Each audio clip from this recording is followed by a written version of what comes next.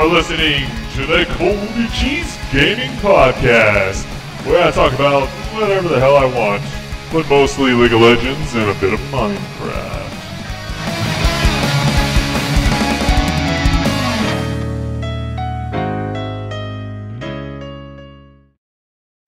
Hey, what's up guys? This is ColbyCheeZe and you're listening to my 7th episode of the ColbyCheeZe Gaming Podcast. Today is April 21st. Yes, it's been about a month since my last podcast. Sorry about that. Lots of stuff going on. I do have a lot of things to talk about today, so hopefully you do enjoy this episode. And okay, I'll try and do them a little bit more often. I do have a lot of plans for the channel. Just gotta get everything settled. I just moved apartments. Anyhow, let's just jump into it. I've got tons of cool stuff to talk about in League of Legends, a couple of really cool articles I found on other just gaming related topics, and of course the new patch 1.5 for Minecraft has just been released. Not to mention Portal 2 and Mortal Kombat just came out. Hell yeah, don't know what to do with myself right now. I've been playing Mortal Kombat with my new roommate all night long, basically. Been playing some Portal 2. If you haven't already, definitely check out my Portal 2 co-op series that I am doing with Spunkify. I may even do something with the single player, I'm not sure. Let me know if you want to see something like that.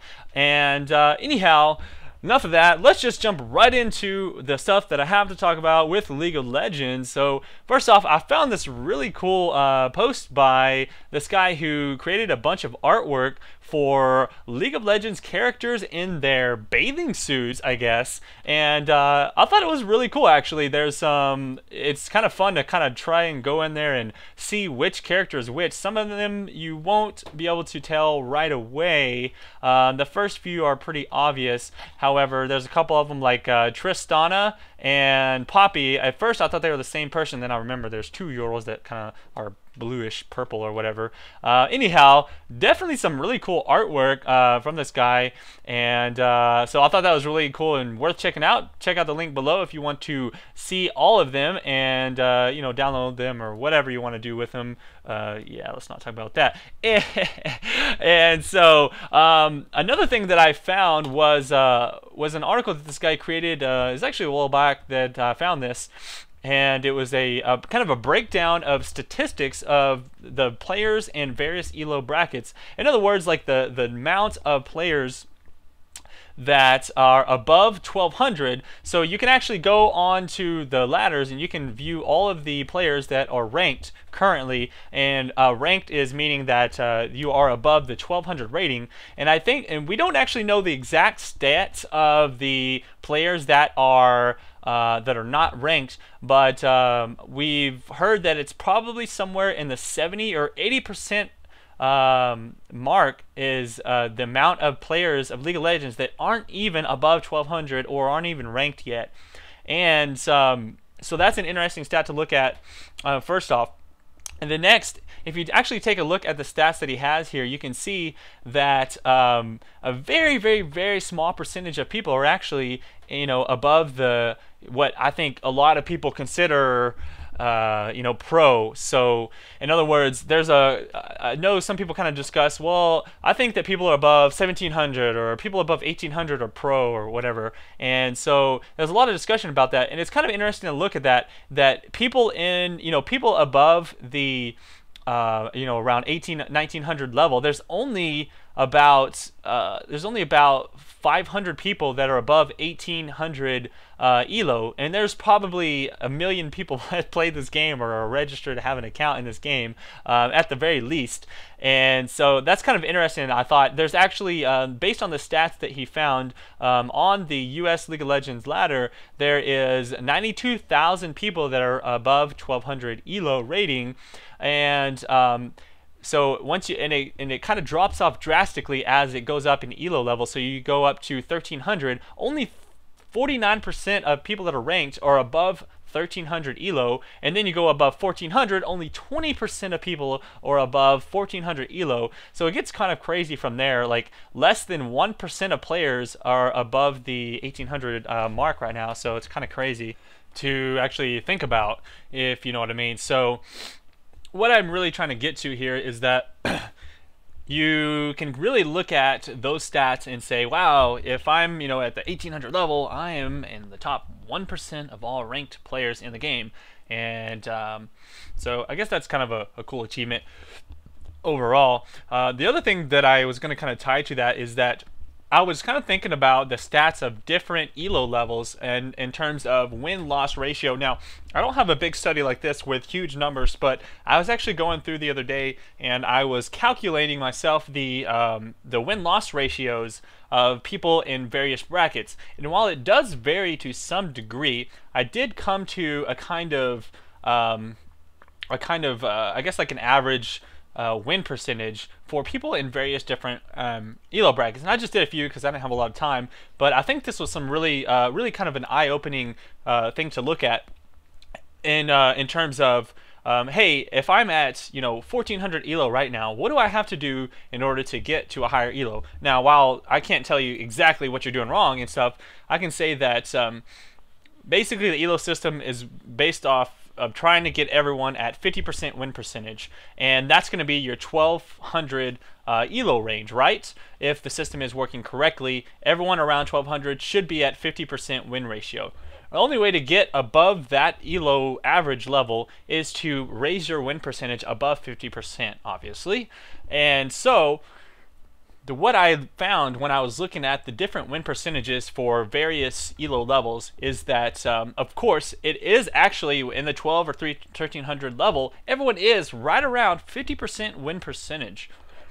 Now, if you go all the way up to around 1700 ELO, you see that most people are about 52 to 53% win percentage. It's only a small percentage difference, and I tried to take people with high amounts of games played, like 300 wins and 270 losses or whatever. I tried to take those numbers and not so much the ones where they only had 50 games played and things like that, because that's gonna skew the numbers a little bit. And then I moved up to about the 1900 range, and I found that there's a couple of people in the higher 53%, but usually those are around 54 to 55% win percentage in the 1900 level. And then when you go all the way up to the very top levels of the ladders between 2300 and 2400, you see that those people are actually in the 55 to 56% win percentage levels.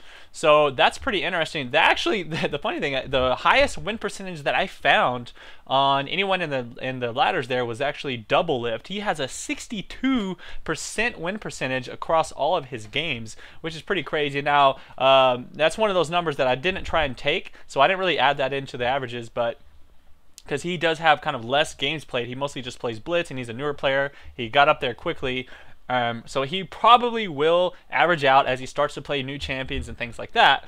However, that is a pretty interesting thing to look at. So you're saying, so you can actually take your wins and divide it by the the total number of games that you played, and or sorry, take your wins and divide it by the total number of games that you've played in your solo queue, and you can get your win percentage. And if you're at 54% right now, and you're only in the 1600 bracket, maybe you're actually a 1900 player if you can keep playing at that level. Now, the only thing is that maybe your win percentage will go down as you start to play against better players, and it'll start to average out, and maybe you are at the right ELO.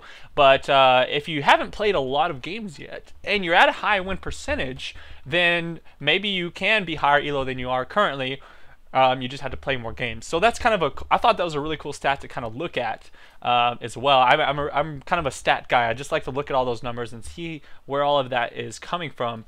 And so moving on from that, another thing that I thought was really interesting about a couple of champions that I was watching. I just looked at Element's tier list, and I was really disappointed because I saw that he placed Ryze at the top of tier 1, and I completely disagree with that. Like, I do not at all feel that Ryze is in any way OP. I just cannot agree with it, and let me give you my reasoning.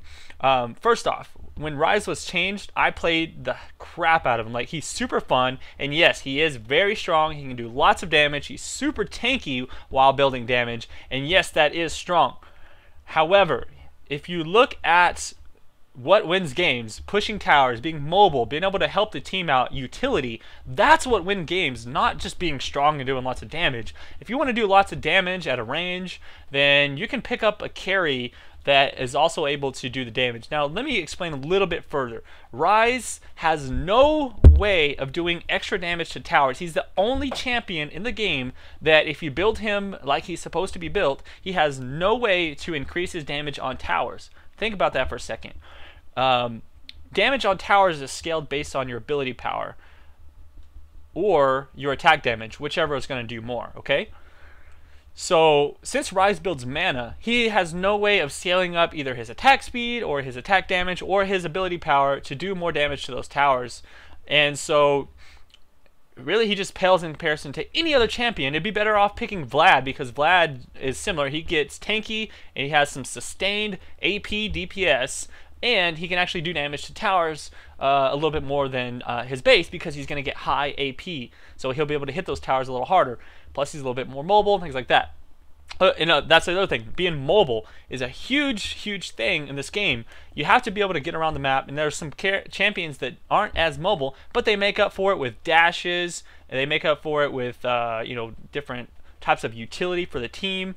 Ryze has like a very short duration movement lockdown for one target, and that's all he has for utility.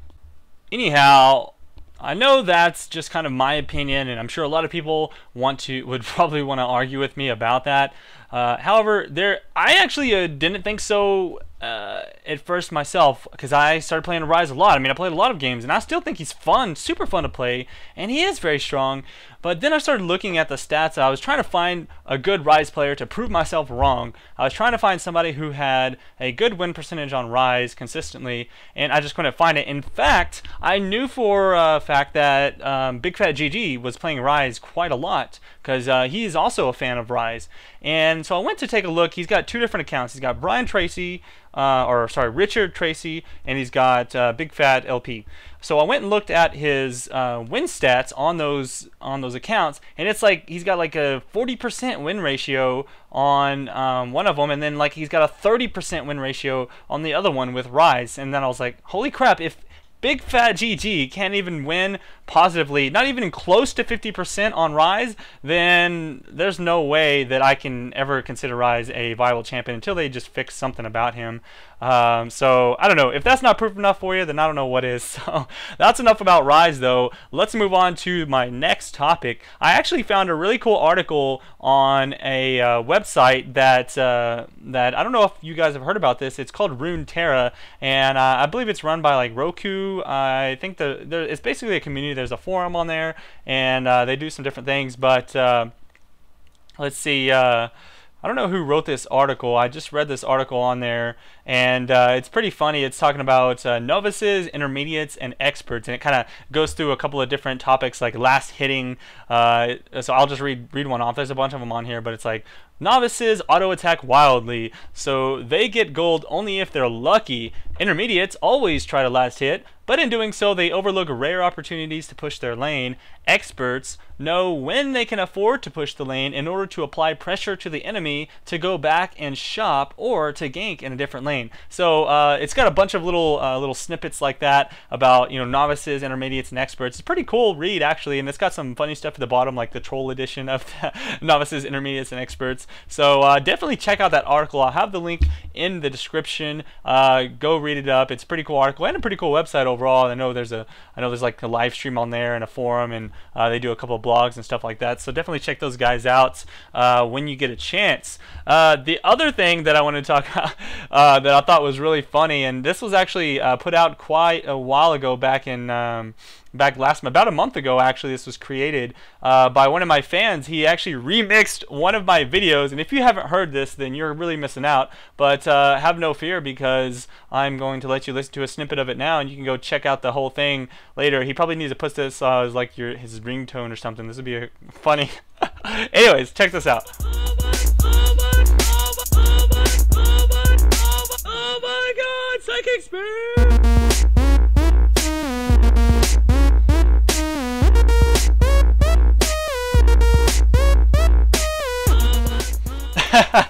Anyways, so like a little techno remix of one of my videos, and so check that in the description. I don't know if you've seen that little short clip of mine. It's my sweet kills highlight, where I was actually I was like freaking out whenever whenever Hotshot GG landed a crazy spear on Shaco, who was actually stealth running around in a bush. He just like guessed where he was at. It was pretty crazy. So definitely check that out. Pretty funny, and I like that kind of stuff. I was really excited to see that. Anyhow, as far as the rest of my discussion with League of Legends, I know it's been about a month since I've done my podcast, so 2 patches have come out, which I believe the 2 champions were. Actually, what were the 2 champions? We had, oh, right, the Blind Monk, and we also had Brand.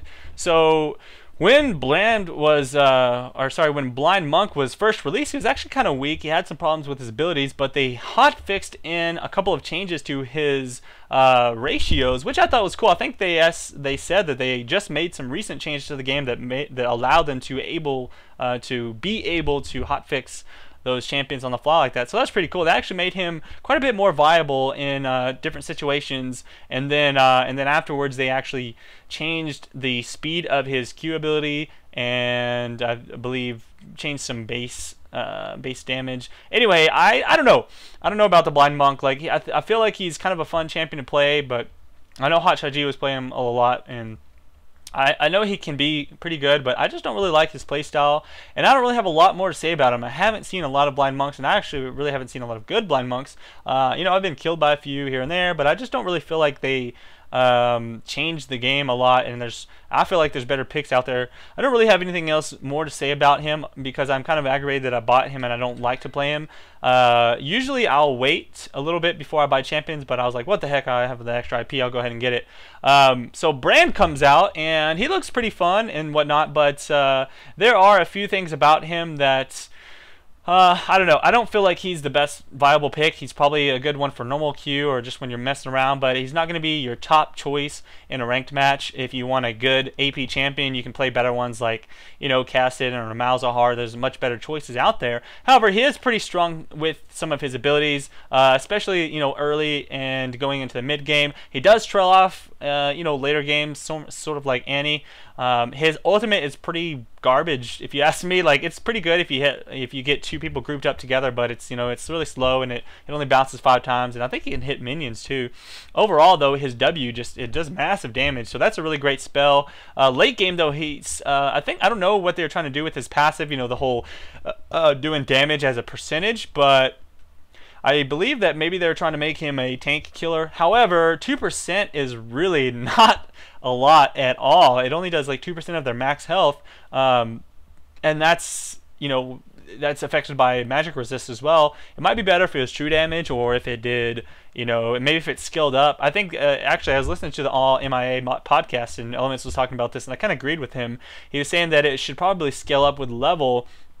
You know, like it starts at 2%, maybe it should go up to like 5% at later levels or something like that. And so, I don't know, I think some small tweaks to his ultimate, to the usability of that, and then maybe his passive could make him a little bit stronger. But right now, I see him as just kind of a really strong early/mid-game AP champion, but trails off late and is overshadowed by a lot of other AP champions. Kind of how I feel about him.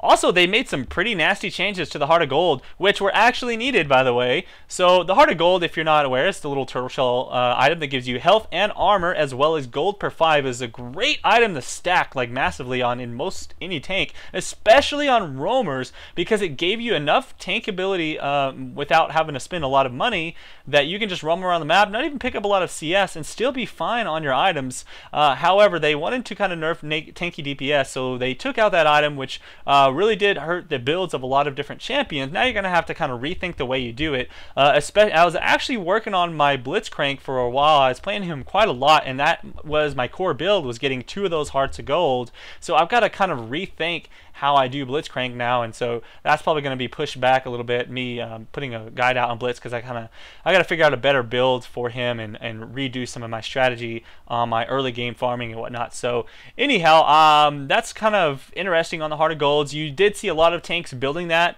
and so now it's going to be more along the lines of Maybe they'll still get one, but I'm not really sure. It only gives you health now at this point, and so it's more in line with the other gold per 5 items in that it's not like super strong to stack a bunch of them, but it is nice to have. So overall, I think tanks are probably going to want to switch over into other items. The other thing is it kind of hurt picking up the whole cloth armor and 5 health potions build early game, which is what I used to do on Blitz as well. I'd pick up cloth armor, 5 health potions. I'd have great lane dominance because you can just basically pop those potions and stay in the lane all the way up until you can afford to go back. You really don't want to go back until you have enough money to buy a couple more items. So I would just go back, and once I had enough money to buy that heart of gold, now I kind of have to rethink, what do I want to build early game to have enough tank ability to survive those early encounters. Anyhow, pretty interesting changes. This game's always constantly changing. The meta is always shifting, so you always have to rethink your strategy, and I think that's what kind of keeps League of Legends fresh, so I really do enjoy that overall. The last thing about League of Legends I would say is probably the fact that we do have the end of Season 2 coming up very soon. I'm excited to see the the teams go to DreamHack and make all that money off of winning. I'm not even sure who's going to give CLG any kind of competition there. I'm sure that Solomid and CLG are going to be the main ones we see. They're going to be having teams from all around the world show up. SK Gaming and some Chinese teams as well, but I really don't think that anyone else is near the level of the US teams at this point competitively, just from what we've seen so far.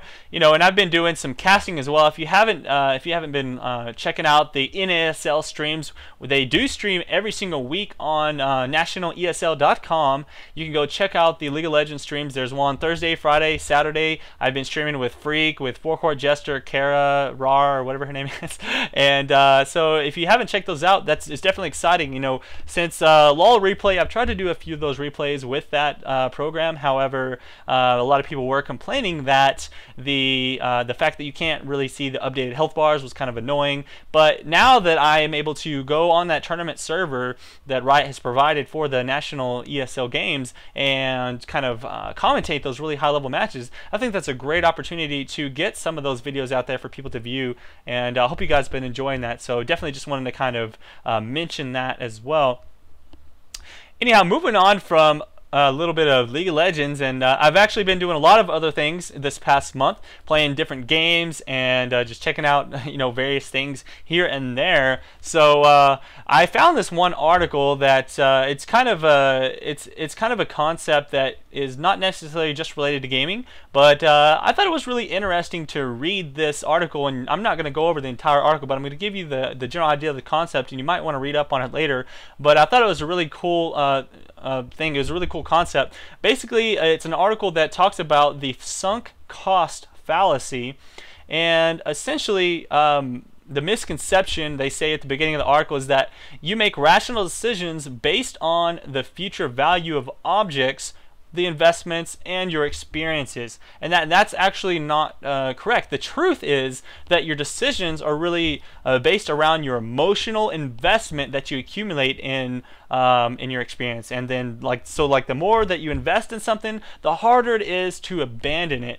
And how this relates to gaming is that they actually talk in this article about the game Farmville and how a lot of people, it became really popular game, and I think 84 million people were playing it at its peak. And I believe that a big part of this was the sunk cost fallacy, in that if you haven't played Farmville, I haven't either, but from what I know about it, essentially once you start playing the game, you start building up your farm and getting your little animals and things like that. It's kind of like the old Digimons that we all used to play a couple years back when we were younger, and in that you have to continuously go on there and check on your farm and feed your animals and things like that, or they tend to die off and you basically lose all your work. So it became like an extremely addictive thing where you had to go on there and do all that, and then you had to bring all your friends in and get them to help out and get them addicted as well. So it was really crazy concept, and I think that's the reason Farmville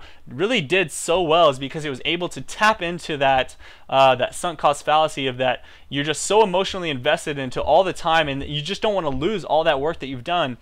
And that's kind of interesting to think about. You can even relate that to other games. You can say, World of Warcraft, you spend all your time on your characters, and you level them up, and you go raid for those people who are big into the raiding and the PvP, and they don't want to stop playing because if you stop playing, you basically lose out. You kind of get behind everybody else as they keep releasing new content. They make the gear better, the PvP content gets better, there's more stuff to do, and you kind of get emotionally invested because you meet a lot of friends within the game, and you have all kinds of different connections there. And that's just me speaking from personal experience. I used to be addicted to WoW for a long time, and I refuse to ever play it again.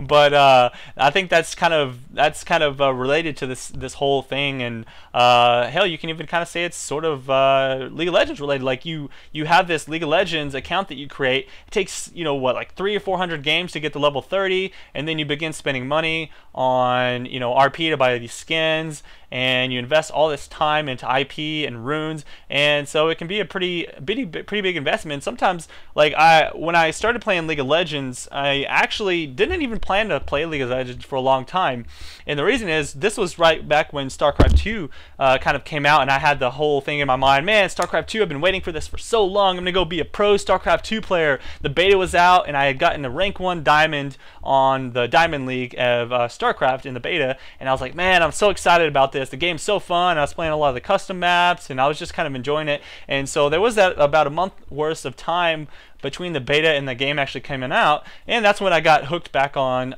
League of Legends and started playing it again.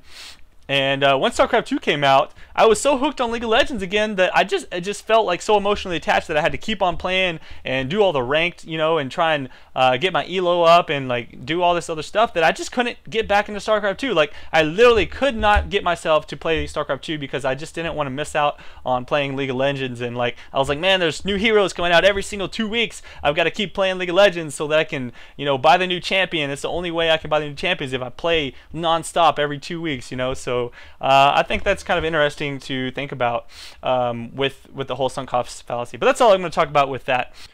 Alright, so this actual episode is kind of running a bit long, so I'm just going to jump right into a few other things that I found on the internet which I thought were pretty hilarious and you definitely have to check out. So I was viewing this, I used to be a really big fan, or I am a really big fan of fighting games like, Mortal Kombat, of course, and a big fan of the Street Fighter 4, and so I used to watch some streams of that and some casting, and there's this guy named Gutex who does some casting of Street Fighter 4, and he did this interview, which I thought was really inspiring. It's he interviewed this guy named Broly, and he's a disabled Street Fighter 4 pro player.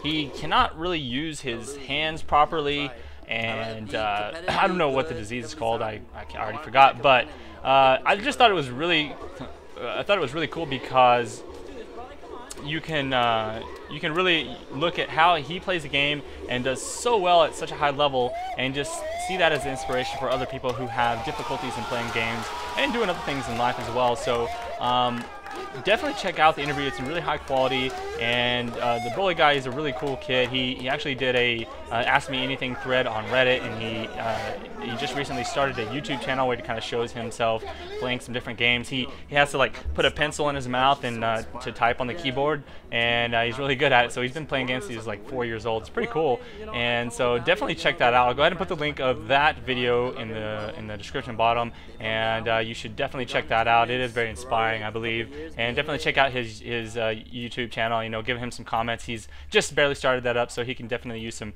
inspiration on that. They're actually trying to get him to, I believe, one like a game tournament or conference or something. So they're doing some donations on that. I think he has information on that on his YouTube. Anyhow, so the other thing I found that was really cool. So if you guys have played Halo, which if you haven't, then shame on you. But there's the voice, and I think this is in like the Halo 2 multiplayer, or maybe the Halo 3, I don't know. But basically the voice in the multiplayer that says, like double kill, triple kill. I found that guy. Somebody did like a little, I guess they're doing like a family gathering or something like that, and they kind of like filmed him on camera, and he kind of does a couple of the voice impersonations and talks about some of the voices that he was going to put into the game, but they actually they cut they cut those ones out. And so it's really fun. Let me show you real quick so you can check it out. But I'm probably going to end up being best known for the work I did on a game called Halo, where I am the voice of the multiplayer announcer and say things like, double kill, triple kill, unfrickin' believable. Kill him in Jara. Is that terrifying? Yeah, so that's pretty hilarious. Once again, I'll put the link in the description. You can watch the entire video, but that's kind of the funny part of that one. So anyways, guys, I do have a couple of questions for you, and a couple things to go over real quick before the end of this episode. First of all, let me know if you'd like the episodes to go like longer, or if you want me to try and shorten them up and do a couple of more. And also, do you like them with all the videos and stuff that I'm putting in here, or would it be better if I just put a bunch of podcasts out, little short ones every now and then, and try to put them up on like iTunes and just audio format? I'm trying to figure out kind of where I want to go, if I want to keep doing them like I'm doing them now, or if I should kind of change it up just a little bit and tweak it and things like that. So you guys are the ones listening to it. Let me know what you would like to see, and I'll definitely look into that as well. Finally, before I finish off for the day, for all my Minecraft fans out there, I do have my server coming up pretty soon. I finally found a really good admin who's been installing some mods on the server, and we pushed back the release of the server to the public for just a little bit, but it is going to be coming out very, very soon. And I think what we're going to do, I've been paying for it out of my own pocket for the last couple months, and what I think we're going to do is we're going to have a whitelist on the server to avoid a lot of griefers and spam and stuff like that. And what we're going to do is, if you want to get on the server on the whitelist, then you can send over $2, so real cheap, just $2